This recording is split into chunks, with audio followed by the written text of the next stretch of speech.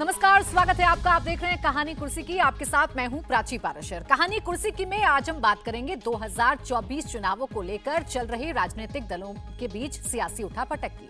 लोकसभा चुनाव को लेकर सियासी दांवपेच का सिलसिला जारी है। आज कहानी कुर्सी की में हम आपको बताएंगे कि कैसे पीएम मोदी अपने सबसे बड़े लाभार्थी वोटर्स का कुनबा बड़ा करते जा रहे हैं, तो दूसरी तरफ इंडिया अलायंस में अभी तक पेंच सीट शेयरिंग पर ही फंसा हुआ है। कांग्रेस ने नया दांव खेला है। 539 सीटों पर कोऑर्डिनेटर्स बनाकर कांग्रेस ने अलायंस में तो प्रेशर बढ़ा दिया। अब चर्चा इस बात को लेकर हो रही है कि क्या कांग्रेस अकेले चुनाव लड़ने जा रही है या फिर कांग्रेस प्रेशर क्रिएट कर ताव दिखाकर मोलभाव करने की नई जुगत में लग गई है। इसके बाद आज हम बात करेंगे बिहार, दिल्ली, पंजाब और यूपी में चल रही सियासी तनातनी की भी। बंगाल में अनएक्सपेक्टेड बुआ भतीजे की फाइट पर भी बात करेंगे और 22 जनवरी को होने वाले राम मंदिर उद्घाटन कार्यक्रम को लेकर तमाम विपक्षी पार्टियों की अलग अलग तैयारियों पर भी नजर डालेंगे। लेकिन पहले आपको बताते हैं प्रधानमंत्री नरेंद्र मोदी किस मिशन पर लगे हुए हैं। बात कर लेते हैं बीजेपी के विकसित भारत संकल्प यात्रा की। प्रधानमंत्री नरेंद्र मोदी ने वीडियो कॉन्फ्रेंसिंग के माध्यम से विकसित भारत संकल्प यात्रा के लाभार्थियों से संवाद किया।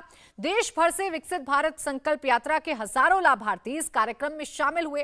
साथ ही कई केंद्रीय मंत्री, सांसद, विधायक और स्थानीय स्तर के प्रतिनिधि भी इसमें शामिल हो रहे हैं।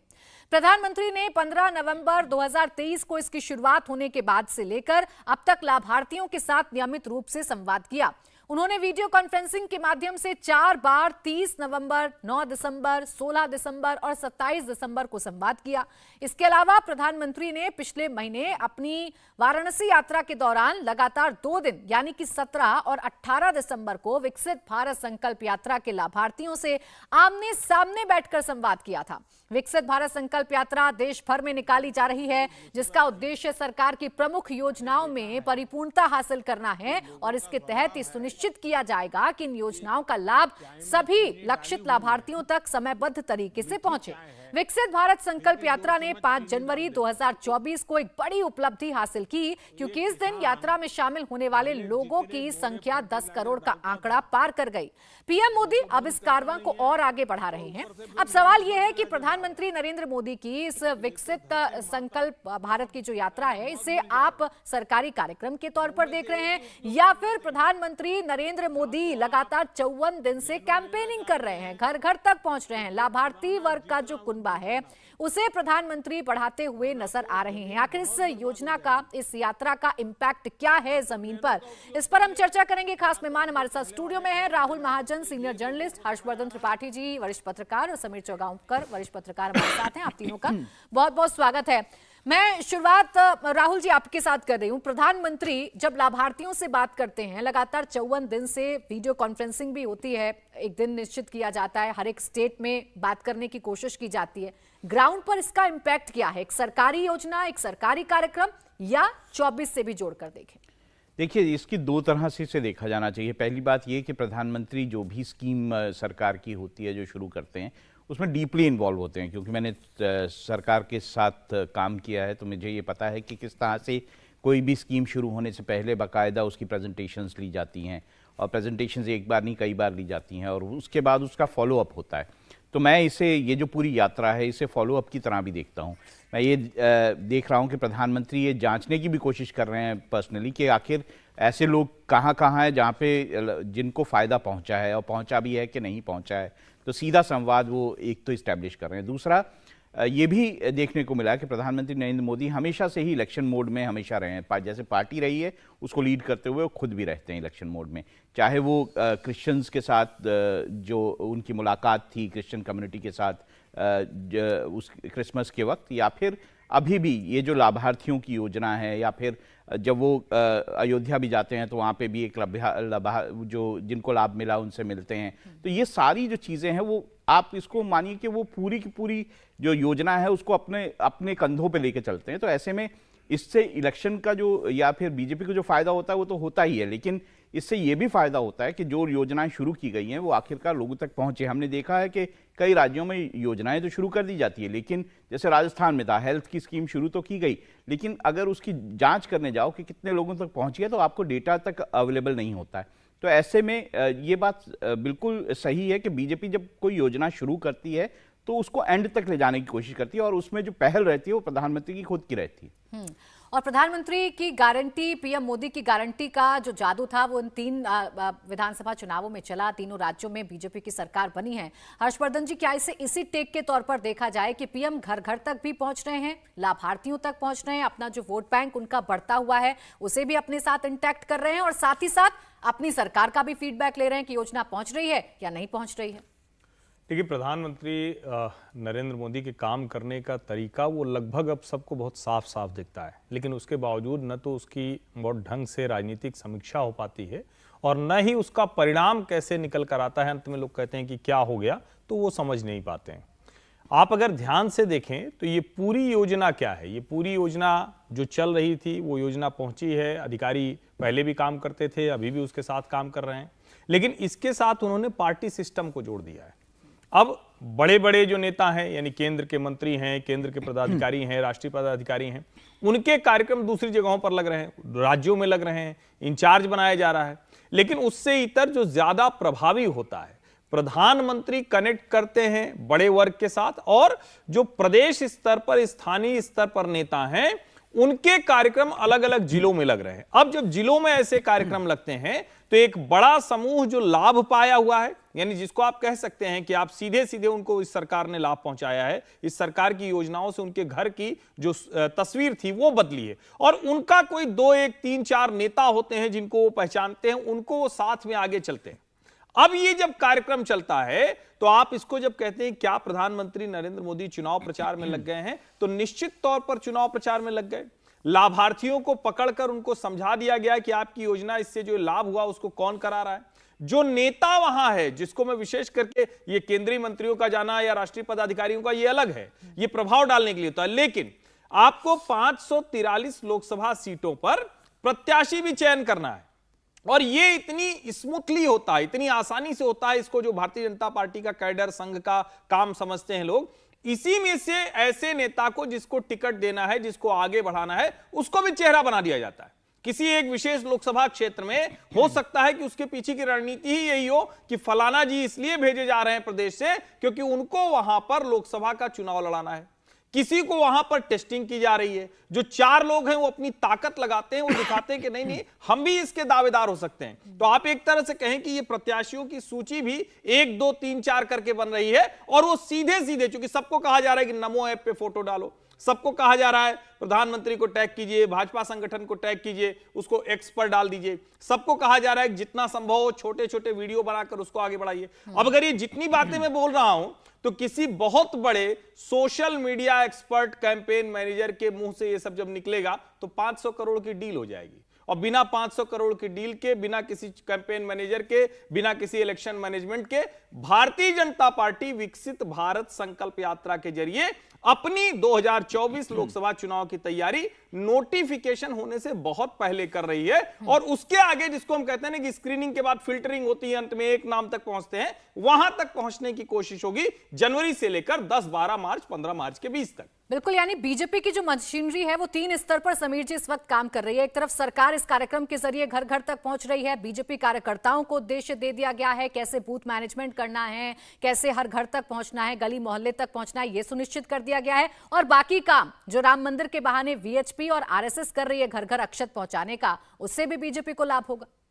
निश्चित रूप से राम जन्मभूमि मंदिर का जो 22 तारीख को प्राण प्रतिष्ठा होने वाली है, उसका तो भारतीय जनता पार्टी को चुनाव में लाभ होगा ही। लेकिन आप देखिए, प्रधानमंत्री मोदी अभी राजस्थान गए थे 2 दिन के लिए, बैठक के लिए।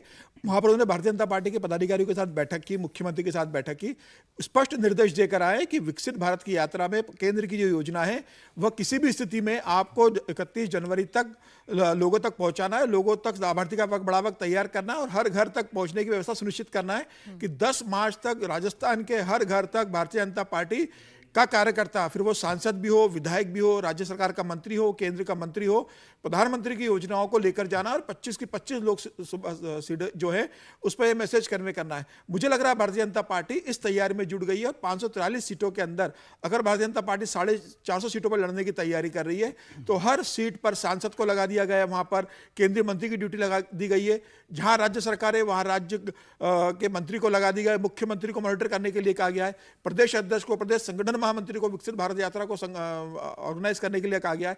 मुझे ऐसा लगता है कि प्रधानमंत्री की योजना है, प्रधानमंत्री चाहते हैं कि उनके लाभार्थी तक बात पहुंचे। अब देखिए, प्रधानमंत्री खुद अयोध्या जब गए थे तो 10 करोड़ जो लाभार्थी थे मांझी, उनके घर प्रधानमंत्री मोदी गए। तो मुझे ऐसा लगा कि प्रधानमंत्री मोदी लगातार संवाद कर रहे हैं और प्रधानमंत्री मोदी और केंद्र की योजना है और भारतीय जनता पार्टी के कार्यकर्ता उसे हर घर तक पहुंचाना चाह रहे हैं। सुनिश्चित करना चाह रहे हैं कि केंद्र की योजना है वो अंतिम लाभार्थी तक पहुंचे और उसके माध्यम से उसके आसपास के जो पड़ोसी है उन तक भी ये मालूम पड़े कि यह जो लाभार्थी है, यहाँ प्रधानमंत्री मोदी और केंद्र की योजना है, उसके कारण से क्या क्या लाभ हुआ है। मुझे लग रहा है एक बड़ा vote bank Bharatiya Janata party इसके माध्यम से तैयार कर रही है। हालांकि प्रधानमंत्री मोदी का उद्देश्य वोट बैंक तैयार नहीं करना है। प्रधानमंत्री मोदी का उद्देश्य और केंद्र सरकार का उद्देश्य है कि जो योजना लागू करी है वह अंतिम व्यक्ति तक पहुंचे और उससे में केंद्र सरकार की पूरी कोशिश है। भारतीय जनता पार्टी का संगठन चुनाव के पहले ऐसे लाभार्थियों को इकट्ठा कर एक बड़ी रैली दिल्ली के अंदर ऑर्गेनाइज करना चाहता है जिसमें सभी लाभार्थी शामिल होंगे। मुझे लग रहा है ये एक बड़ा वोट बैंक है जो आने वाले चुनाव में भारतीय जनता पार्टी के पक्ष में वोट करेगा। अगर इसी तरह से लाभार्थी का भारतीय जनता पार्टी का अगर एक डाटा तैयार हो जाता तो मुझे लग रहा है भारतीय जनता पार्टी का जो 50% का वोट बैंक है और जो 400 सीटों का जो टारगेट है वहां तक पहुंचने के लिए भारतीय जनता पार्टी को ये विकसित भारत की जो यात्रा है, जो लाभार्थी है, एक बड़ा सपोर्टिव फैक्टर बनने वाला है। बिल्कुल ये कह सकते हैं कि एक तरफ मोदी प्रचंड जीत की तैयारी कर रहे हैं, एक सटीक तैयारी कर रहे हैं, घर घर तक कैसे पहुंचना है, सीधे वोटर्स तक कैसे पहुंचना है, ये प्रधानमंत्री मोदी जानते हैं, ये बीजेपी जानती है, उस दिशा में बीजेपी काम कर रही है। तो वहीं दूसरी तरफ अगर आप इंडिया अलायंस को देखेंगे, आप इंडिया गठबंधन की तैयारी देखेंगे तो अभी कांग्रेस की स्थिति ऐसी नजर आ रही है कि कांग्रेस मोलभाव भी करना चाहती है, कांग्रेस दाव भी दिखाना चाहती है, कांग्रेस अपनी शर्तों पर फिलहाल गठबंधन करना चाहती है। और ये अपनी शर्तों पर कैसे हो रहा है ये आपको एक बानगी से समझ में आएगा कि कांग्रेस ने लोकसभा की 539 सीटों पर अपने कोऑर्डिनेटर्स नियुक्त कर दिए हैं। कांग्रेस ने 543 में से 539 सीटों पर अपने कोऑर्डिनेटर नियुक्त किए हैं, जिसके सीधे मतलब ये निकाले जा रहे हैं कि या तो कांग्रेस प्रेशर पॉलिटिक्स करना चाहती है या कांग्रेस इन तमाम सीटों पर अपना दावा पेश करना चाहती है। क्या कांग्रेस इंडिया अलायंस में साथ रहकर कोई बातचीत कर पाएगी? क्या इंडिया अलायंस में साथ रहकर 2024 में मोदी के सामने चुनौती पेश कर पाएगी, या इस सीट शेयरिंग के बहाने ही कांग्रेस इस इंडिया अलायंस से अलग हो जाएगी? ये चर्चा अब तेज हो गई है।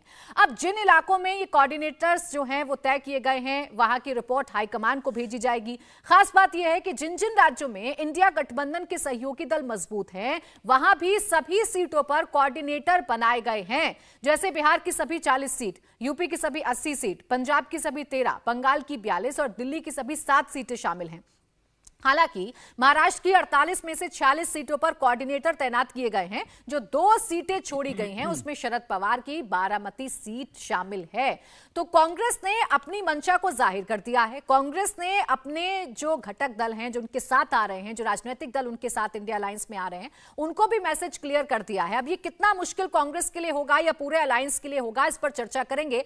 लेकिन बीजेपी अब इस पर चुटकी ले रही है। बीजेपी नेता और पश्चिम बंगाल बीजेपी के प्रदेश अध्यक्ष सुकांत मजूमदार ने कांग्रेस पर तंज कसा। सुकांत मजूमदार ने कहा कि अगर कांग्रेस पार्टी सभी 539 सीटों पर चुनाव लड़ना चाहती है, जब कोऑर्डिनेटर्स नियुक्त किए हैं, तो बाकी सहयोगी आखिर क्या करेंगे? साथ ही कहा कि ममता बनर्जी ने मल्लिकार्जुन खड़गे को बलि का बकरा बना दिया है। 545 सीटों में कांग्रेस तैयारी कर रहा है, मतलब कांग्रेस लड़ेगी। तो कांग्रेस अगर 545 सीटों में लड़ेगी तो ये अलायंस का क्या होगा? अलायंस क्या तंबाकू लेने गया जाएगा? तो ऐसे तो नहीं चल सकता। और मुझे लगता है वो भी सीनियर लीडर है, तैयारी अपने सीट से पहले करे, क्योंकि पिछली बार वो हार गए थे हमारे कैंडिडेट के साथ अगेंस्ट में। देखिए, इंडिया अलायंस मैंने भी पहले भी बोला था, इट्स अननेचुरल अलायंस है, ये टिक नहीं सकता किसी के साथ। किसी की आइडियोलॉजी की कोई मैचिंग नहीं है।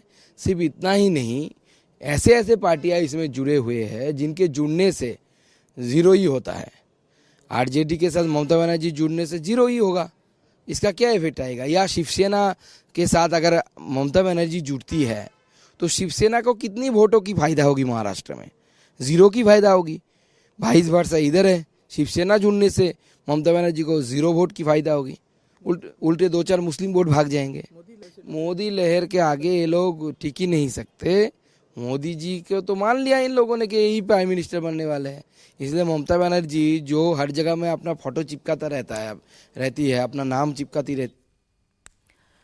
तो बीजेपी चुटकी ले रही है, लेकिन दूसरी तरफ इंडिया अलायंस की जो तैयारी है वो फिलहाल आधी अधूरी नजर आती है। स्टेट वाइज कैसे ये तैयारी आधी अधूरी है, इस पर आगे हम चर्चा करेंगे, एक एक स्टेट की बात आपके सामने रखेंगे। लेकिन फिलहाल 539 सीटें जो कांग्रेस जिन पर कोऑर्डिनेटर उतार रही है हर्षवर्धन जी, इसे कांग्रेस का कैसा दाव समझा जाए? क्या कांग्रेस प्रेशर बना रही है या कांग्रेस तैयार कर रही है अपने आप को कि उसे अकेले चुनाव लड़ना है 2024 में?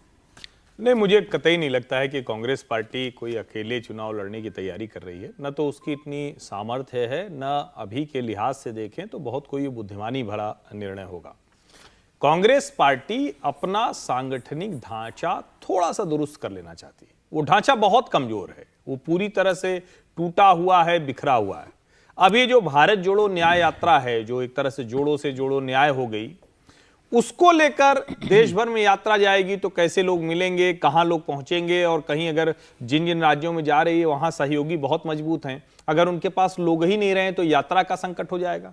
तो एक तरह से कांग्रेस पार्टी एक तो वो पक्ष देख रही है। दूसरा, अगर वो इन सीटों पर एक कोऑर्डिनेटर नियुक्त कर देती है तो कम से कम जब टेबल पर बैठेंगे तो ये बता पाएंगे कि हमारे कोऑर्डिनेटर से हमारे पास फीडबैक आया है, मुझे ये जानकारी है कि मेरी पार्टी कितनी सीटों पर लड़ सकती है। कांग्रेस कहेगी कि देखिए, भले आपके राज्य में आप मजबूत हैं, हम वहां पर थोड़ा माइनर पार्टनर के तौर पर हुए हैं, लेकिन हमारा यह फीडबैक है कि इन 4 सीटों पर, इन 10 सीटों पर, इन 5 सीटों पर हमारी दावेदारी मजबूत है। और रणनीतिक तौर पर देखें तो ये बहुत अच्छा है। लेकिन इसका दूसरा, जिसको हम कहें कि इसका हर एक्शन का रिएक्शन होता है, तो रिएक्शन क्या हो रहा है? रिएक्शन ये है कि जो क्षेत्रीय दल हैं वो बड़े स्पष्ट हो रहे हैं कि भाई हमको कांग्रेस पार्टी को इतनी सीटें तय करके दे देनी है, वरना ये अपना पांव पसारने की कोशिश में है। जिसको कहते हैं ना कि भाई उंगली पकड़ाई और पहुंचा पकड़ लिया, तो वो स्थिति ना होने पाए। तो एक तरह से ये विपक्षी दलों के बीच का द्वंद्व है। हर कोई अपनी वाली सीट बढ़ा लेने की कोशिश कर रहा है और उसके लिए अलग अलग तरह की तैयारियां कर रहा है। और इसका अगर आप देखें तो कांग्रेस ने कोई कोऑर्डिनेटर नियुक्त किए तो पहला तो किया नहीं है। जनता दल यूनाइटेड और राष्ट्रीय जनता दल ने बिहार में अपना बांट लिया। पंजाब में आम आदमी पार्टी कहती है कि हमारे अलावा कोई है नहीं। अखिलेश जी कहते हैं कि हम आपको 10 सीट दे देंगे या 12 सीट दे देंगे। ममता बनर्जी यही कहती हैं। तो जब कांग्रेस के ऊपर इतना दबाव है और अगर वो सब छोड़ती ही चली जाएगी तो वो लड़ेगी कहां? इसीलिए कांग्रेस पार्टी अपना होमवर्क कर रही है और राजनीतिक तौर पर यह कतई गलत नहीं है। अभी तो फिर ये कहा जा सकता है ना राहुल जी कि इस इंडिया अलायंस में जितने भी दल शामिल हैं वो अपना अपना ताव दिखा रहे हैं, अपनी अपनी मजबूती दिखा रहे हैं और ये बताने की कोशिश कर रहे हैं कि आप इस राज्य में आएंगे तो देखिए हम यहां पर मजबूत हैं, जबकि कांग्रेस ये कह रही है नहीं, हम तो इतने सीटों पर चुनाव लड़ना चाह रहे हैं। तो बात बनेगी कैसे? देखिए, अभी ना बातचीत शुरू हुई है। इसमें जो कांग्रेस है वो आपसे बातचीत कर रही है। कांग्रेस ने बिहार में जो है वो बातचीत करनी शुरू की है। तो देखिए, एक तो जैसे हर्षवर्धन जी कह रहे थे, मैं पूरी तरह सहमत हूं कि वो अपना संगठन ठीक कर रहे हैं। माफ कीजिएगा, उन्होंने बीजेपी से काफ़ी कुछ क्यों लिया है। बीजेपी का संगठन जिस तरह से ऑर्गेनाइज्ड वे में चुनाव लड़ता है, उसी तरह से इस बार कांग्रेस की कोशिश है कि वो ऑर्गेनाइज्ड वे में चुनाव लड़े। अब उन्होंने 8 राज्यों में पोल पैनल भी अपने पूरे बना दिए हैं। तो उनका जो मतलब कोशिश है वो ये है कि पूरी तरह से वो अपना संगठन खड़ा कर लें, क्योंकि जब आप नेगोशिएटिंग टेबल पे बैठते हैं तो आपने 9 सीटें मांगी, उन्होंने कहा 4 सीटें। जैसे कि मतलब बिहार में हो रहा है कि वो कहेंगे 4 सीटें हम दे रहे हैं, वो कह रहे हैं 9 हमारे को चाहिए कांग्रेस को।